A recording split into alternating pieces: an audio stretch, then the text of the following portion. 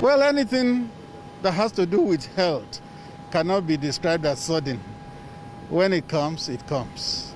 You know that since the president came back in August 2017 from his medical vacation then, his health has held on very well. Last year it's doubtful whether he went out. So if it is time to do it now, then it's time to do it. But there's nothing to worry about? No, absolutely nothing. Absolutely nothing to worry about. We believe that as he's going now, he will do all the necessary checks and everything will be all right, and he will be back within the second week of April, as has been said in our statement. You know that when it has to do with health, we can presume. There is nobody who can say he is 100% healthy. If there's anybody like that, he should stand up to be counted. Somebody who says, I don't need checkup, I don't need anybody to look at my health, I am perfect from head to toe.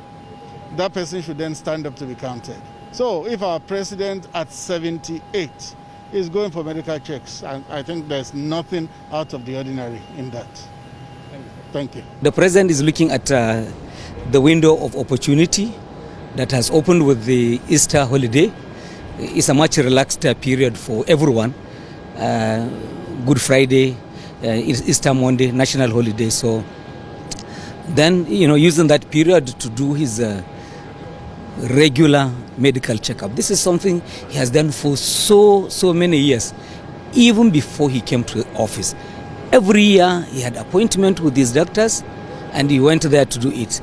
The only anomaly this time around was that COVID prevented this kind of trip throughout 2020. So he has lost some period.